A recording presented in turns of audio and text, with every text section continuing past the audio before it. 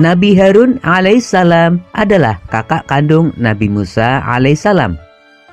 Tutur katanya fasih, perilakunya santun, dan kesetiaannya kepada Nabi Musa alaihissalam sangat besar.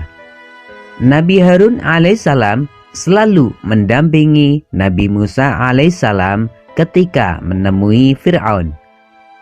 Kesetiaan Nabi Harun alaihissalam diabadikan di dalam Al-Quran. Maka datanglah kamu berdua kepada Fir'aun dan katakanlah, sungguh kami berdua adalah utusan Tuhanmu. Maka lepaskanlah Bani Israel bersama kami, dan janganlah engkau menyiksa mereka. Sungguh kami telah datang kepadamu dengan membawa bukti atas kerasulan kami dari Tuhanmu, dan keselamatan itu dilimpahkan kepada orang yang mengikuti petunjuk. Selain setia kepada Nabi Musa alaihissalam, Nabi Harun alaihissalam juga sama seperti Nabi Musa alaihissalam, yaitu beliau selalu membela orang yang tertindas oleh Raja Fir'aun.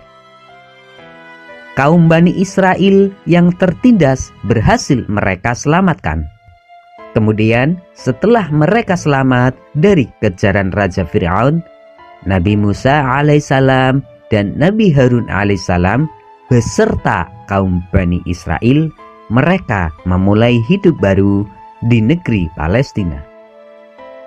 Pada suatu malam, Nabi Musa alaihissalam bermimpi bahwa Nabi Musa alaihissalam diutus oleh Allah Subhanahu wa Ta'ala agar pergi ke Bukit Sinai.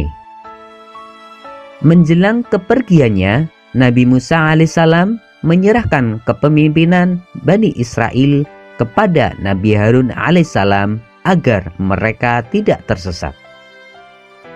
Kemudian Nabi Musa alaihissalam berpamitan kepada Bani Israel dan menyampaikan bahwa selama beliau pergi, kepemimpinan Bani Israel diserahkan kepada Nabi Harun alaihissalam.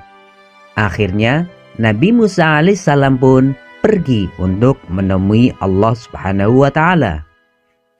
Setelah kepergian Nabi Musa alaihissalam, ternyata Bani Israel tidak mau menuruti ajakan Nabi Harun alaihissalam.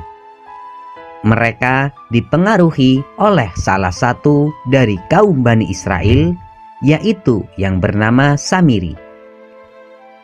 Samiri mengajak Bani Israel agar mereka menyembah patung anak sapi yang terbuat dari emas. Kemudian Nabi Harun alaihissalam pun mengingatkan mereka dengan lemah lembut.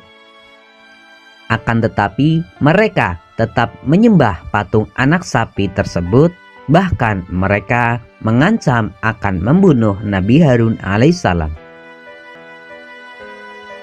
Dan kami telah menjanjikan kepada Musa memberikan Taurat 30 malam, dan kami sempurnakan jumlah malam itu dengan 10 malam lagi. Maka sempurnalah waktu yang telah ditentukan Tuhannya 40 malam. Setelah 40 hari, Nabi Musa alaihissalam pun kembali kepada kaumnya. Ia sangat terkejut ketika melihat kaumnya menyembah berhala. Musa pun marah. Kemudian Nabi Musa alaihissalam bergegas menemui kakaknya, yaitu Nabi Harun alaihissalam. Ia lalu memegang dan menarik rambut kepala saudaranya. Kemudian Nabi Harun berkata, "Wahai anak ibuku, kaum ini telah menganggapku lemah, dan hampir saja mereka membunuhku. Janganlah engkau permalukan aku di depan orang-orang, dan jangan engkau jadikan aku sebagai orang yang zalim." Nabi Musa alaihissalam sadar dan merasa bersalah. Beliau meminta maaf kepada Nabi Harun alaihissalam, kemudian berdoa kepada Allah Subhanahu wa Ta'ala. "Ya Tuhanku, ampunilah aku dan saudaraku dan masukkanlah kami ke dalam rahmat Engkau. Dan Engkau adalah Maha Penyayang dari semua penyayang." Setelah mengetahui bahwa kesesatan itu disebabkan oleh orang yang bernama Samiri, Nabi Musa alaihissalam pun akhirnya menghukum Samiri dengan mengusir dari Bani Israel.